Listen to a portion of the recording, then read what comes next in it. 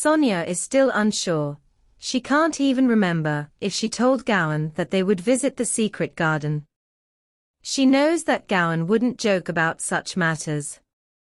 But that place isn't exactly a secret garden. It's just a small spot she found in the back gardens while searching for an escape route. Then again, she considers it a sort of secret garden, so she realizes that she might have told him about it in her sleep.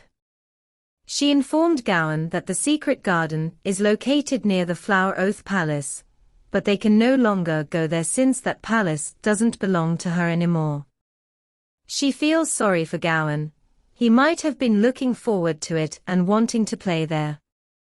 However, Hisa informed her that the Flower Oath Palace still belonged to her. While she had been allocated a new palace, the Flower Oath Palace was repurposed as servants' quarters.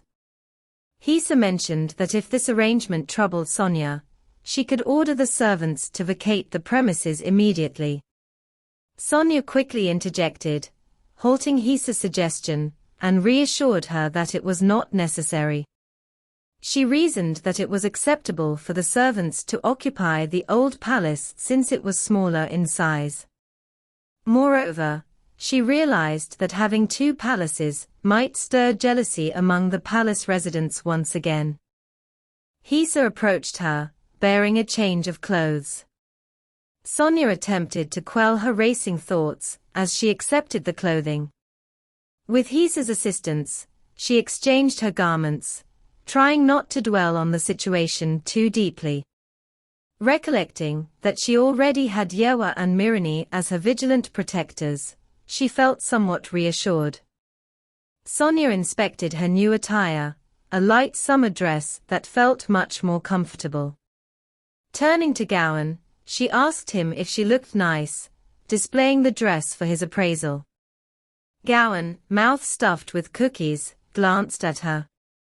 Curious, Sonia inquired about his snack, only to realize that Garam was hoarding the leftover cookies and still yearned for more. Sonia instructed Garam to remain still so she could inspect his teeth. Seizing the opportunity, Hisa readied herself to capture the moment. However, Sonia took Garam by the hand and led him outside, ignoring Hisa's excitement. Resolutely, Sonia refrained from looking back, confident that Hisa was likely making a spectacle of herself. Sonia hesitated as she reached for the door, glancing back at Garam. She realized that since meeting him at her new palace, the old servants likely didn't know who he was. Worried that someone might inquire about him, she decided to ensure his safety first. She instructed Garam to wait for her, explaining her concerns about potential dangers if people were to ask about him. Garam's expression betrayed his confusion. He couldn't fathom why she was leaving behind a bodyguard meant to protect her from potential threats. Sonia's actions left him bewildered, as she seemed to be the one watching out for him instead of the other way around. As Sonia entered, she was greeted by the sight of bulging muscles and men engaged in exercise. It was not at all what she expected to find behind the door. The room was filled with the sounds of exertion and the clanking of weights. Sonia stood there, stunned by the unexpected scene before her. Observing the scene before her, Sonia couldn't help but wonder if these were the servants meant to stay in her palace. Their appearance and activities seemed odd for typical servants, as they appeared to be engaged in physical exercise rather than their usual duties. Sonia found it perplexing that they weren't currently performing any work-related tasks. As the man approached her and questioned how she had arrived there, assuming she was a lost child who shouldn't be inside, Sonia began to explain who she was. However, before she could finish her sentence, Garam sprang into action, swiftly attacking the man and pulling Sonia away from the confrontation. As the man greeted Garam, reminiscing about their past encounters, he suddenly realized that Sonia was the same person he had spoken to earlier.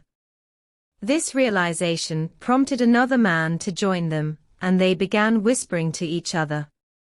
Feeling crowded and uncomfortable with the attention, Garam tensed up, and Sonia, sharing his discomfort, demanded to know who they all were. Sonia couldn't suppress a chuckle at their introduction, finding it quite entertaining, especially with the nod to a famous anime line. However, her initial amusement quickly morphed into confusion when one of the men, known as Dusk, suddenly knelt before her. A sense of déjà vu washed over her, as if their actions were ripped straight from a scene in a particular anime from her world. The uncanny resemblance left her feeling perplexed, wondering if there was more to this encounter than met the eye. Dusk's sincere apology resonated with Sonia, yet her curiosity remained unsatisfied. Persisting in her quest for answers, she pressed Dusk once more, seeking clarity on their true identities. However, his response, claiming they were merely average workers summoned to repair a segment of the Flower Oath Palace, rang false to her discerning ears. Aware that Hisa, the guardian of the palace, wouldn't permit her presence if there were genuine repairs underway, Sonia couldn't shake the feeling that Dusk was concealing the truth.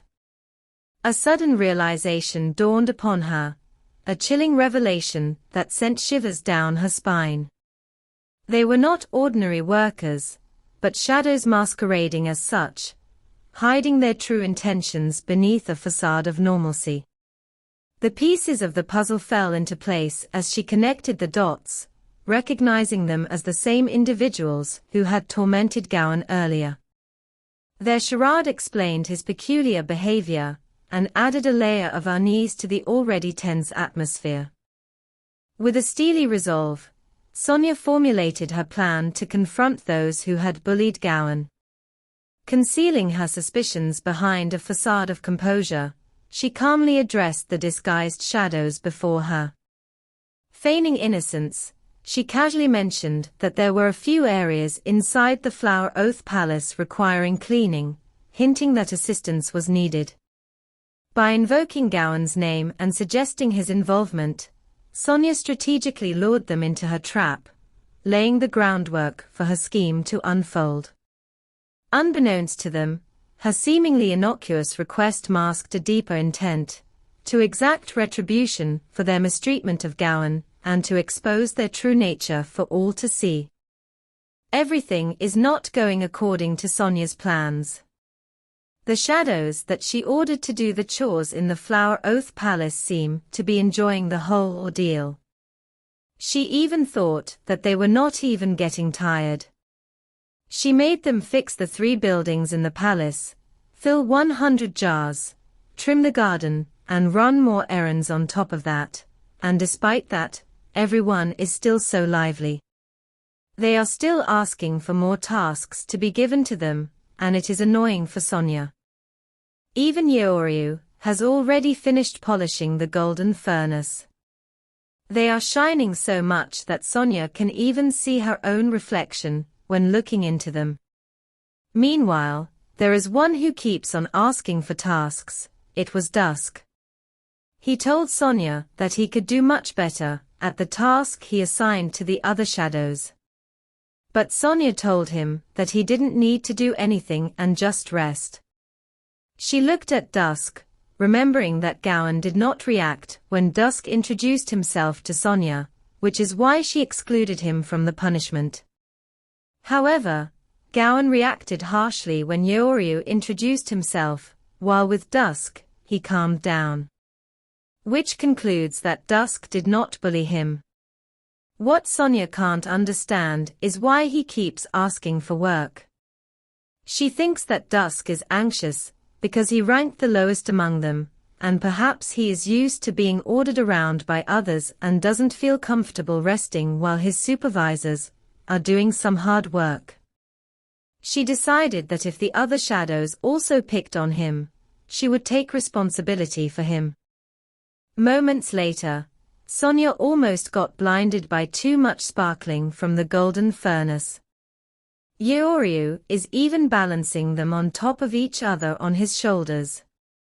Sonia realized that it felt more like he was tormenting her instead, and how can a person carry all of that? On the other hand, there's a pair who is assigned to fix the roof of the palace, but they are as if making mochi with the way they smash it. Defeat is inevitable, she accepts her loss. With all the piles of shiny gold in the furnace, she called for Yoru, who looked at her happily. He couldn't even believe that Sonia's voice was so cute, but he was interrupted by Dusk, who told him to show some respect. Yet, he got mad, asking how could he keep such a cute lady for himself. Sonia saw it and confirmed that Dusk was being harassed too. A great idea suddenly flashed in her mind. She would request for Dusk to be transferred to her palace since he held the lowest rank among the shadows, making it easier to arrange the transfer. Then she would have two shadows guarding her, Garam and Dusk. She decided to write the request right away. Sonia then instructed Yoru, her faithful attendant, to discard all the meticulously cleaned golden furnaces he had painstakingly polished for her, as they were deemed unnecessary now. Despite Yoru's initial shock at the abrupt dismissal of his hard work, he complied with Sonia's orders, his usual cheerful demeanor shining through with a bright smile that only seemed to further irk Sonia. With a heavy heart, Yoru bid farewell to the gleaming furnaces, knowing they were now relegated to the past. Sonia, her expression betraying her irritation, wasted no time in summoning Garam, her trusted advisor, to accompany her back to the opulent confines of her palace. As they departed, the echoes of Yoru's footsteps faded into the distance, leaving behind a lingering sense of unease in the air. A few days later, an unexpected person stood before Sonia. She distinctly remembered requesting Dusk's transfer. So why was Yoru standing in front of her instead? He informed her that he would now be serving Sonia in the Flower Virtue Palace, and expressed his anticipation for it. Everything was giving her a headache, especially when she looked at him. She tried to recall exactly what had happened. She was certain she had requested to have the lowest-ranked worker in the Flower Oath Palace assigned to her right after they returned to her palace. A positive response from Mirani had been received. The request had even made Mirani happy, to be honest. In her request, she had also mentioned that the worker was being bullied by the other shadows. Yoru told Sonia that he was honored to serve her and mentioned that she had even summoned him to her palace. Sonia began to speculate, wondering if Yoru had perhaps harmed Dusk to secure his place in her palace. Yoru continued, expressing his overwhelming joy at the prospect of serving her. Meanwhile, Garam appeared unhappy. She wrote something in her notes and showed them to Sonia. Panicked, Sonia assured Garam that there was no need to go to such extremes. Disappointed, Garam closed her notes, leaving Sonia to realize that Garam was truly serious about the matter. Garam glared at Yoru, who noticed the intensity in her gaze. Sensing tension rising, Sonia grew worried that the two might come to blows in her room. She was especially concerned for Garam, considering he was smaller than Yoru, increasing the likelihood of him losing a physical confrontation. She stepped down from her bed and reached for Garam's hands, gently urging him not to engage in a fight while shaking her head. Yoru, observing their interaction, was shocked by what he saw. Garam nodded in response to Sonia's words, and she smiled at him reassuringly. Within the room, multiple hearth sounds could be heard as the others observed the scene. Yoru complained, expressing surprise at Garam's sudden docility. He even remarked that Gaon used to be like an angry cat, always hissing at him. He even expressed his belief that it was unfair that Sonia seemed to have everything. Not only was she cute and lovely, but also the noble consort doted on her, intensifying his jealousy. Yoru went so far as to request that Sonia make Gaon like him. Sonia was about to respond when Cion interrupted them. She welcomed Cion into the room, feeling relieved as she realized how much she needed her presence. Cion apologized for being late, noticing the other people in the room as she entered. She paused and glanced around before politely asking the ladies-in-waiting present to leave, explaining that the Flower Light Palace required additional assistance.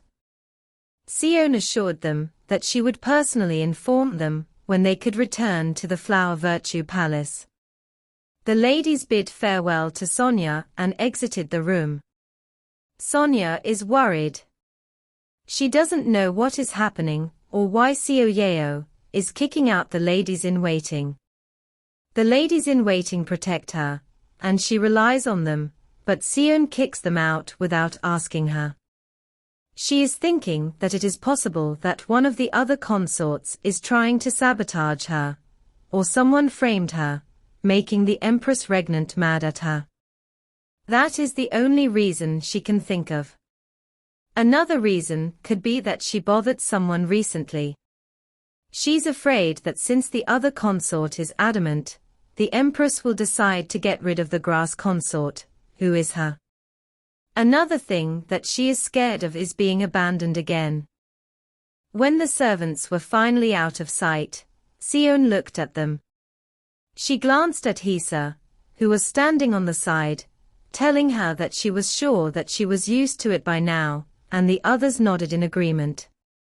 Confused, Sonia looked at the people around her. Cion then focused on Yoru and told him that he had been announced as Sonia's new guard, which is why he needed to be careful about what he said around others.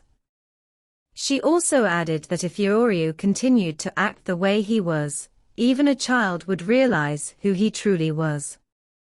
Cion then looked at Sonia and explained that she asked her ladies-in-waiting to leave the room, because the other servants didn't know about the shadow's existence. Sonia then realized that she had overreacted to the scenario due to past experiences, but she mentioned that she had Gaon now, so she didn't need to worry about it. Cion added that once Yoru adjusted to the palace, she would call the servants back again. Meanwhile, Yoru was observing Sonia and Gaon's hands holding together. Gaon looked at him and asked why he was there, which shocked Yoru. Yoru was utterly in disbelief when he suddenly spoke, asking Gaon if he knew how to talk. Gaon replied that he never said he couldn't and that he just kept his mouth shut. Gaon repeated his question about why he was there, and Yoru answered that Sonia was the one who called for him. This information shocked Gaon, and he told Yoru that he was lying. However, Yoru seemed happy watching Gaon tremble with anger, which made Sonia panic. Gaon looked at her, asking if it's true. Sonia tried to explain to Gaon that Yoru was not the one she was trying to bring to the palace, but another guard, and that Gaon shouldn't look at her like that. With the situation escalating, Sonia's headache only worsened. She decided to let go of the issue and focus on keeping Gaon safe, while also addressing their relationship. Pulling Gaon away from Cion and Yoru, she asked him directly, "Did Yoru ever mistreat you?" Gaon looked at her questioningly, while Sonia remained determined to get her answer. Finally, Gaon said that Yoru did not mistreat him, and Sonia asked if she could believe him. He answered yes, adding that Yoru's jokes could sometimes go a little too far. Sonia starts to think that Gaon is not lying and that the two get along better than she thought. She then remembers the expression on Gaon's face, which makes her feel that he would like to harm Yoru right away. Returning to Cion and Yoru, she asks him if he properly introduced himself to Sonia, and he said he did. He even added that he was so excited to serve Sonia that he decided to eat soup as hot as his passion for her for breakfast. Sonia listens to them and realizes that Yoru's way of talking is too flowery to have sent that scary letter. She then decides to be lenient with him too. She asked Yoru if he is really a shadow, and Yoru confirmed it. She then told Garam that he may not be the one who sent the letter, but to her surprise, Yoru admitted that he was the one who sent the letter. He even added that he is very shy and not good with his words, which is why people misunderstand him from time to time. That is the reason why he sent the letter.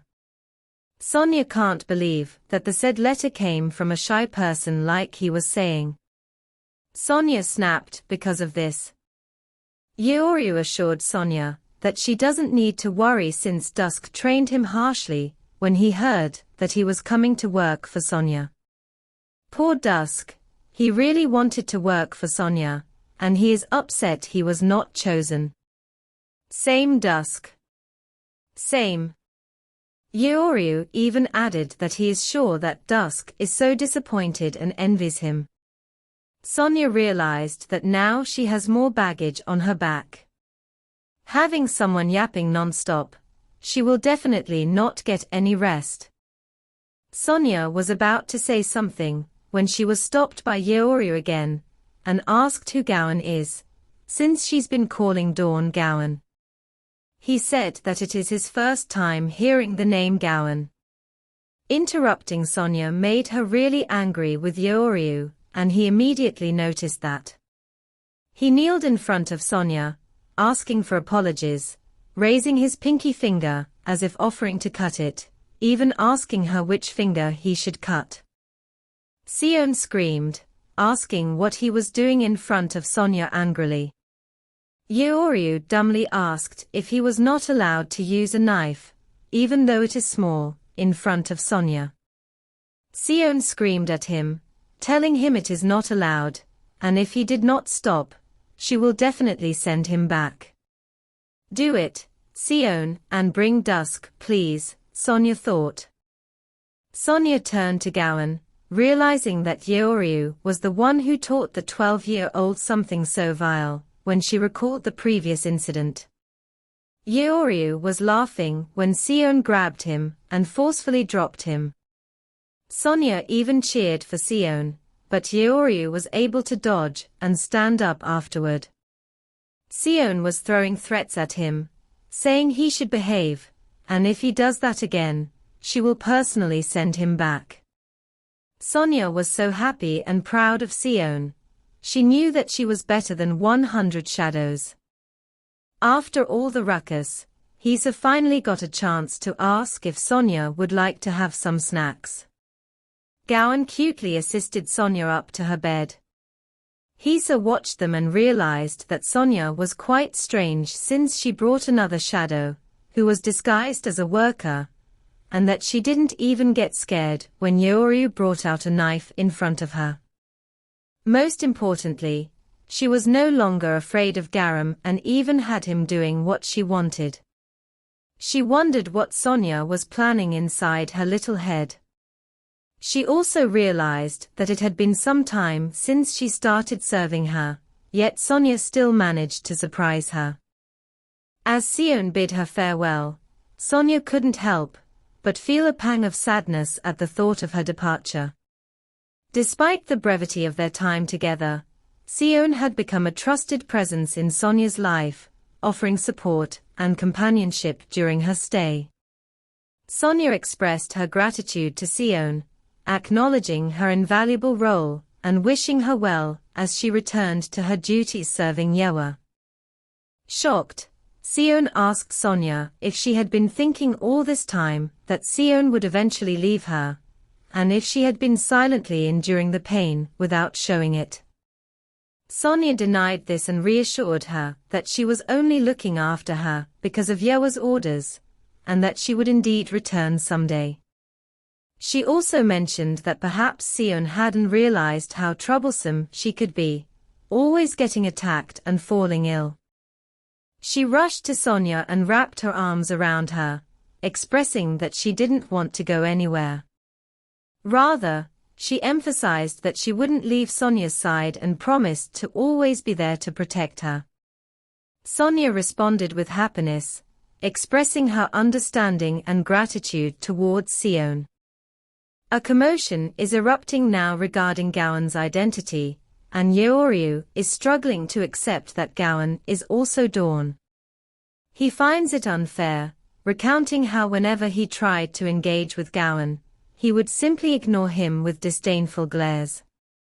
Despite Yoru's repeated attempts to learn his name, Gawan refused to disclose it.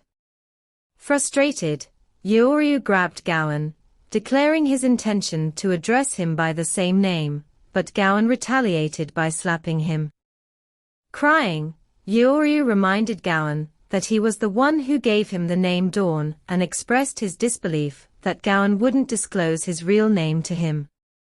However, Gawan remained unmoved, chiding Yoru for being too loud. Cion pondered whether Sonia made the right decision bringing him to the palace. She leaned towards wanting to send him away. Similarly, Sonia contemplated the same idea, feeling inclined to remove him from the palace premises. Finally, Sonia discovered why Yoru was assigned to her instead of Dusk. Fortunately, Dusk isn't the lowest-ranking shadow, and isn't subjected to bullying. Mirini even commended Sonia for her kindness. Realizing this, Sonia felt grateful towards Mirini for granting her request. She double-checked with Cion about what Mirini had mentioned regarding visiting him.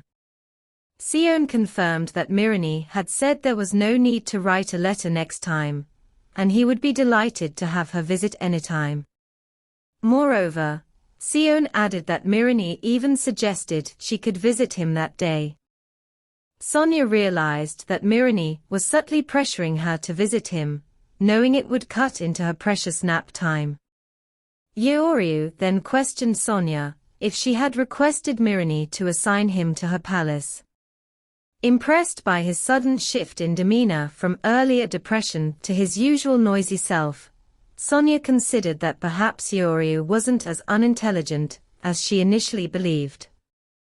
She speculated that he might be pondering why she approached the intimidating Mirini instead of directly consulting the empress regnant.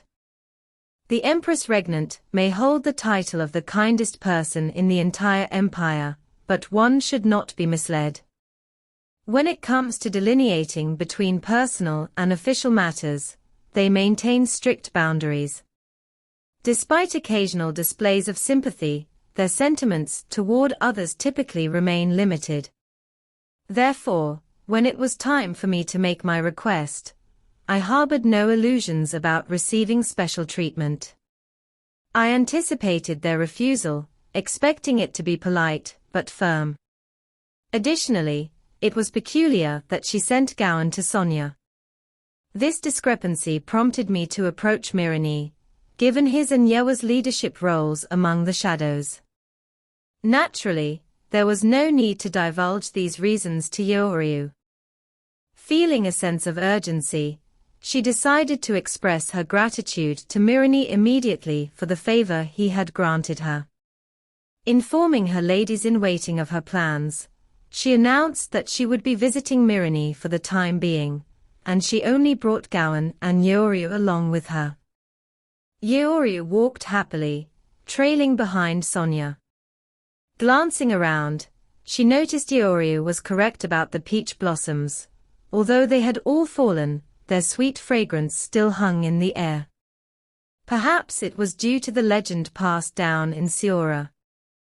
After Arion Day concludes, the peach blossoms within the palace begin to bloom.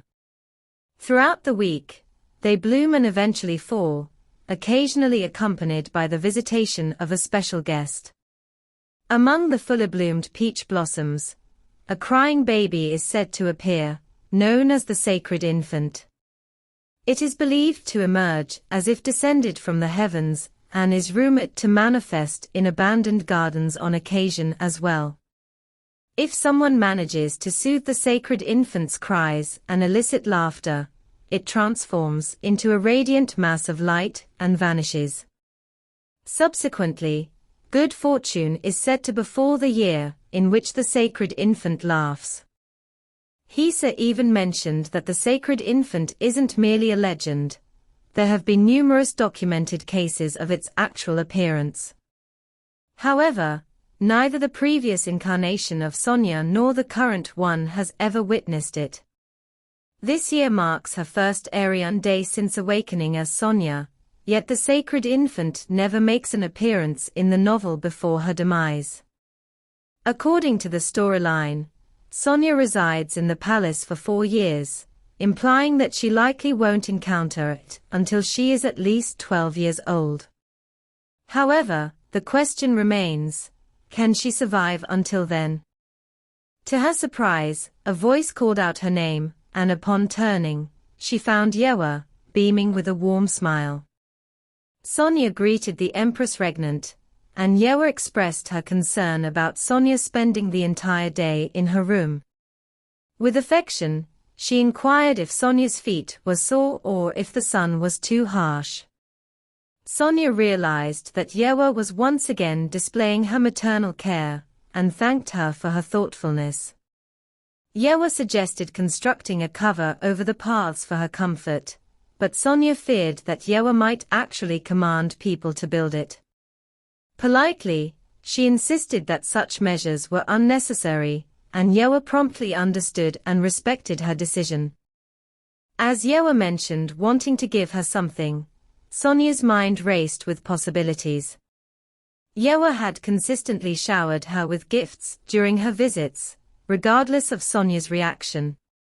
With each gift increasing in value, Sonia felt the weight of expecting yet another lavish offering. She wondered what it could be this time: jewels, fine clothing, or perhaps even a deed to a portion of the imperial palace itself. With bated breath, Sonia awaited the unveiling of the gift. As Yoru presented her with a gold box, Sonia's anticipation peaked, wondering what treasure lay within its confines. Excitedly, Yoru presented the gift to Sonia. According to Yoru, it consisted of flowers from the west. Yoru added that the flowers looked soft and lovely, expressing her hope that Sonia would find them equally beautiful. As Sonia gazed at the flowers, she realized that the gifts from the west that Yoru had given her were things she had already encountered in her past life, hence there was neither fondness nor aversion towards them. Reflecting on the flowers, memories of her mother flooded Sonia's mind. In her previous life, her mother had told her that these flowers were called freesias. When Yoru inquired if Sonia liked the flowers, Sonia replied affirmatively, expressing her gratitude for Yoru's kindness and care in a way she found difficult to articulate. In truth, Sonia felt uncomfortable, because she hadn't expected to encounter something that reminded her of her mother in the palace. To ease her unease, she called for Garam and handed him the flowers, which left Yoru feeling a little disheartened. As Sonia pondered when Yoru would depart, realizing she had nothing more to say to her, and couldn't leave before her, she remembered that Mirani might be waiting for her. Aware that he wouldn't appreciate her tardiness, she resolved to make her way to him promptly. With a gentle voice, Yoru asked Sonia once again if she didn't like the flowers, causing Sonia to flinch. Yoru added that she still sensed Sonia's discomfort around her. As Sonia looked at her, she couldn't comprehend why Yoru wore such a sad expression. Yoru then inquired of the shadows where they were headed, and Yoru informed her they were on their way to Mirani's palace to visit. Yoru smiled at Sonia, patting her shoulders and wishing her to have fun. Sonia felt bothered by the situation. As Yoru left, Sonia watched her walk away, feeling a sense of confusion. In the midst of her turmoil, she found herself wishing that Yoru would just get angry with her so she wouldn't have to be bothered by the hurt expression on Yoru's face.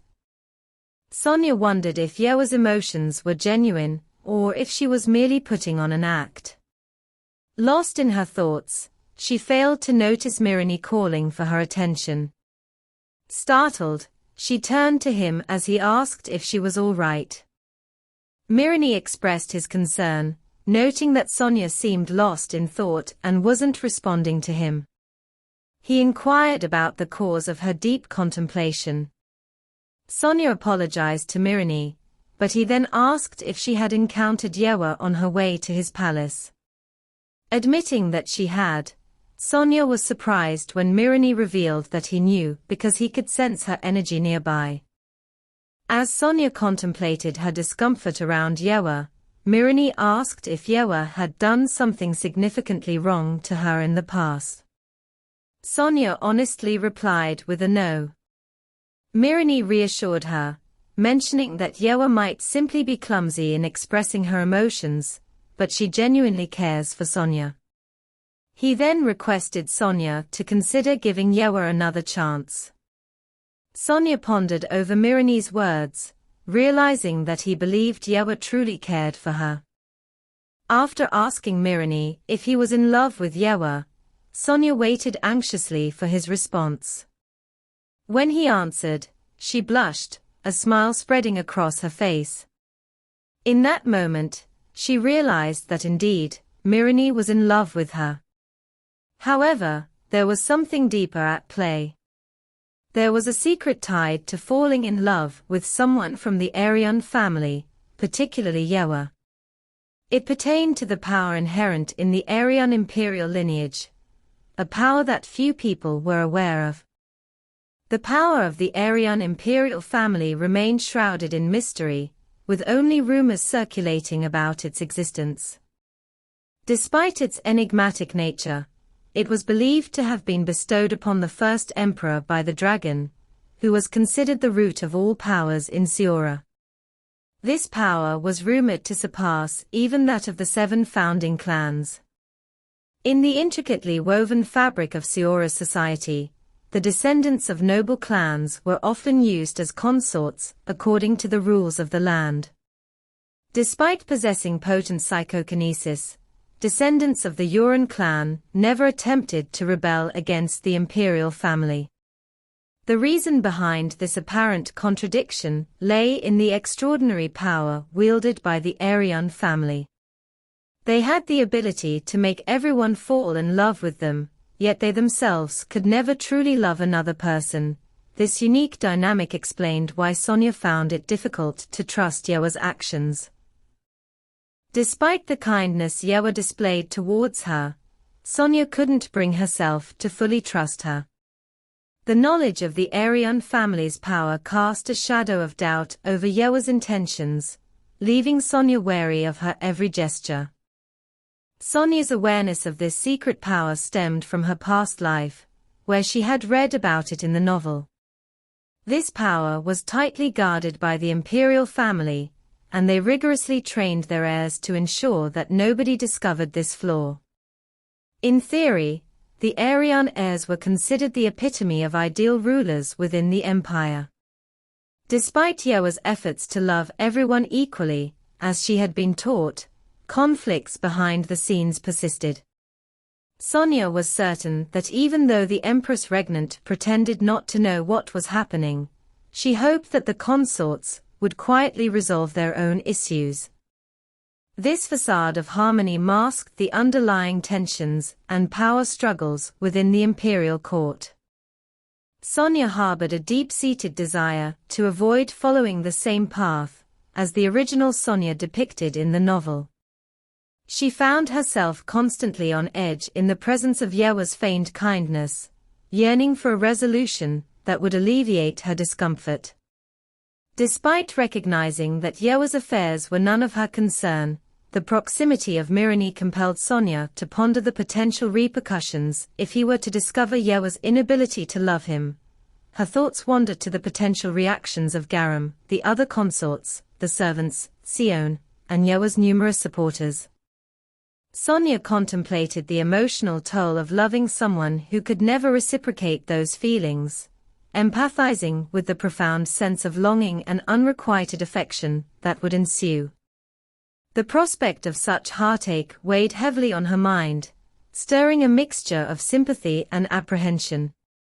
As Sonia contemplated her concerns, she came to a realization: she was not in a position to worry about others' affairs. Although she remained puzzled as to why the power of the imperial family didn't seem to affect her, she resolved to let Mirani know that she stood by his side. As Mirani held her hand, she gently slipped hers out, mustering the courage to speak her truth. Turning to Mirani, Sonia confessed that she harbored no hatred towards Yoru. In fact, she had always been grateful for the affection Yoru had shown her. However, before she could delve further, Mirani interrupted, urging her to look him in the eyes and confront the truth behind her words.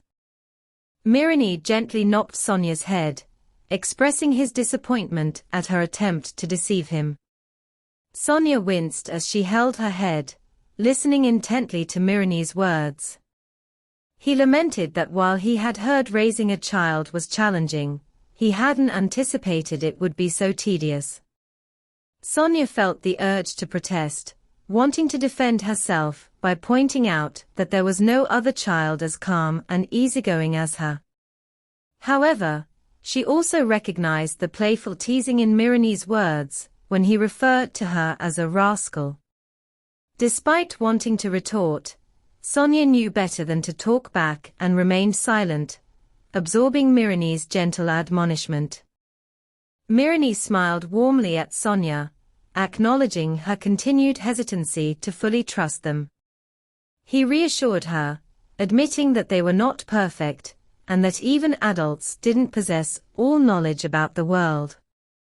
Despite this, he apologized for Sonia's lingering distrust, expressing his regret that she still didn't feel dependable around them. Sonia felt conflicted, wanting to convey that her lack of trust wasn't entirely their fault, but she struggled to articulate her feelings. In response, Mirani offered further reassurance, promising that both he and Yoru would endeavor to earn her trust. He affirmed that they would patiently wait for her to open her heart to them, encouraging her to approach them whenever she felt inclined to speak. Mirani's words offered Sonia a sense of comfort, knowing that she had their support and understanding as she navigated her conflicting emotions. Walking back to her palace, Sonia couldn't shake the feeling that she was trapped in a tragic harem novel, with her character destined to meet her demise at their hands, a fate she had narrowly escaped before. She questioned whether she was a goldfish or a koi, considering that she had already forgotten about it. Despite these unsettling thoughts, she found herself feeling strangely at ease.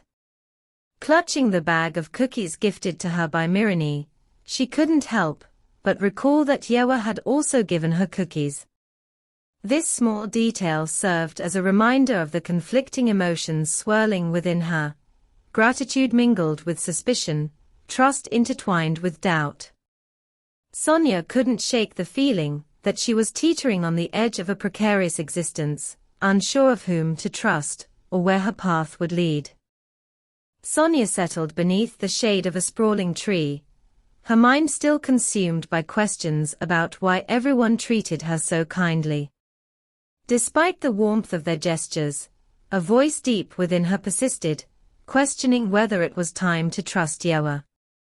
This inner conflict tore at her, as she yearned to believe in the sincerity of Yoru's feelings, yet feared the prospect of another disappointment. She was determined not to follow the same tragic path as the Sonia depicted in the novel, haunted by the memory of loneliness and betrayal. Despite the caring and love showered upon her by those around her, Sonia couldn't shake her worries. The fear of abandonment gnawed at her, leaving her anxious about the possibility of being left alone in the palace once more. What if the people who cared for her now turned their backs on her one day, leaving her isolated and forgotten. The thought of enduring such solitude weighed heavily on her already burdened heart. Lost in a sea of what ifs, Sonia grappled with the uncertainty of her future. As Sonia grappled with her fear of loneliness, she came to a poignant realization. Deep down, she had been struggling with feelings of isolation all along.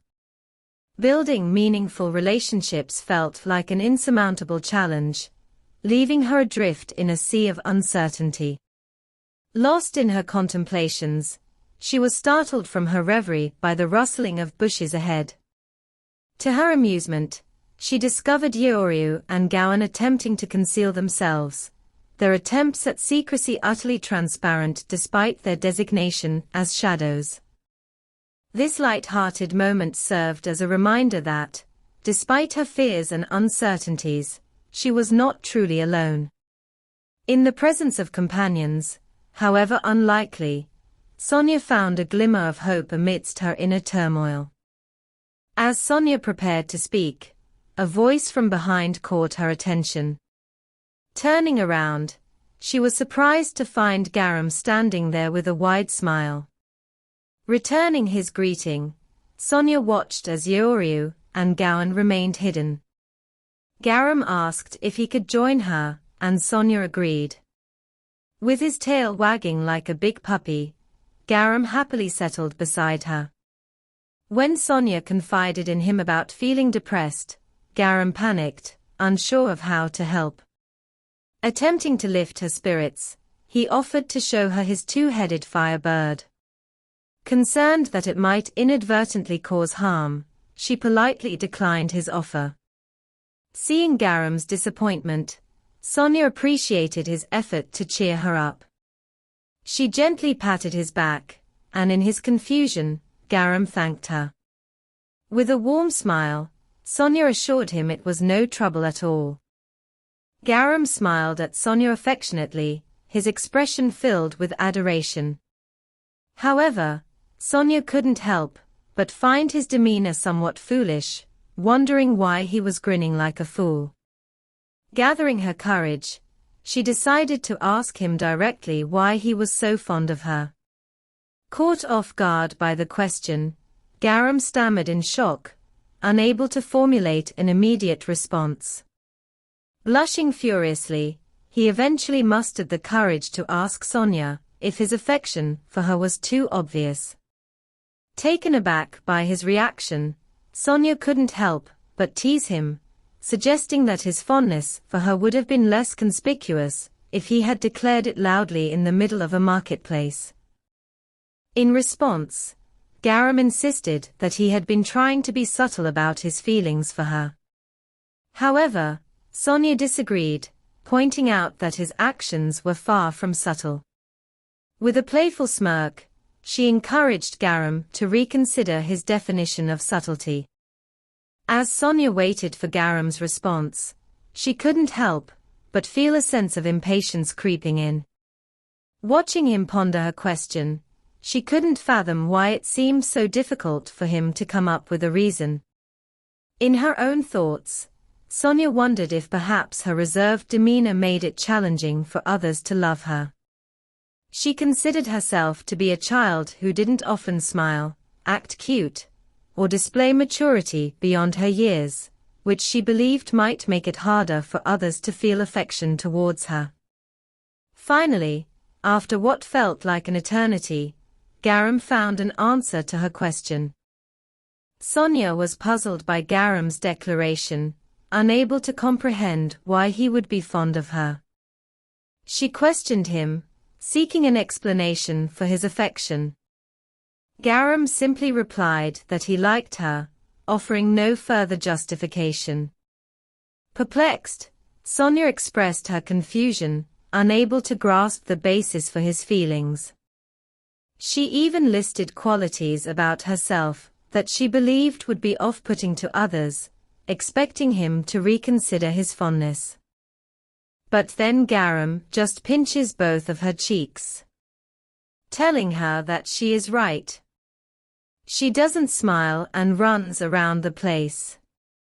He told her that when he was her age, he used to swim in all the ponds at his childhood home. He finally let go of Sonia's cheeks, which were all red. He ruffled her hair, messing it up. But he is telling her that she is cute, and that she is like his little sister. Sonia realized that Garam was treating her like family. And maybe even Mirani and Yoru are thinking the same. Garam told her that she didn't need to call him Lord anymore, and should just call him by his name. He even suggested that she give him a nickname, like Big Brother or Father. Then he suggested that Sonia call him Uncle instead, since he liked the sound of it. But Sonia asks him if he means he would like to be sworn brother with his father, who is the Chancellor. But Garam was disgusted and told her that he didn't want to be part of her clan, and that he was happy with his own clan. Sonia is getting tired of their talk, and you can see it in her face. But then Garam's demeanor changed when he asked her who was the one who told her that she was not cute or lovely, and that she was a gloomy little brat. Garam is annoyed, and you can see it in his aura, with fire around him. Looking at Garam, Sonia remembered her friend from her previous life, when you indulged her bias. All scary and as if can do anything. He keeps on asking her who, but Sonia just told him it's a secret. She says her goodbyes to Garam before leaving, telling him that her guards are making a fuss already. Sonia ran fast, leaving him there while still asking her who was the culprit. He told her to take care and don't run, because she would trip. She returned after hiding from Garam. Yoru and Garan appear from the bush. She asked about Garan, and they told her that he just left. Garan is worried about her cheeks, but she told him that it was okay while squishing Garan's face. She told him that she doesn't like his hair when it is down. She told him that they will cut it when they get back to the palace, but Garan thought she would cut his head. And Sonia told him about his hair. They will cut his hair. But then Yoru is just watching the two, and reminding them that he exists too. Meanwhile, someone is busy trying to write something. It was none other than, she is busy trying to write a letter to Sonia. Pieces of paper are around her table. As per Yoru, she is supposed to be the ruler of the empire, yet she can't even write a proper apology letter, and the teachers who praised her for being a genius are all wrong. She only realized that when she started trying to write the letter. She is worried because she doesn't have any idea how to treat a child. She is having a hard time gaining the trust of an 8-year-old. At times like that, she resents the power of Arion that flows within her. She is thinking about what she should do and how to make the child feel more comfortable around her. Another thing that she needs to ponder is what that unfamiliar feeling is and why she gets that strange feeling every time she sees Sonia. It makes her want to make Samaya happy, and wish that every expression she makes is filled with peace. The feeling that makes her wish the best for herself. Yoru found herself contemplating her feelings towards Sonia every time she saw her. At times, she couldn't deny feeling a sense of attraction, but she quickly felt repulsed by such thoughts. Then she considered if it was pity, but she realized that she didn't regard Sonia in the same way as her other subjects. Finally, Yoru came to a realization: she found Sonia adorable. Despite Sonia's attempts to appear indifferent, her eyes lit up whenever she saw sweets, and Yoru couldn't help but find her cute, especially when her eyes squinted in annoyance. It was the first time in her life that Yoru had found someone so endearing. This realization prompted Yoru to shower Sonia with presents, although she couldn't shake off the discomfort it brought her. She reasoned that it was because Sonia was the first person she thought of when she came across something nice. Whenever Yoru saw beautiful silk, she felt an urge to give Sonia clothes made from it.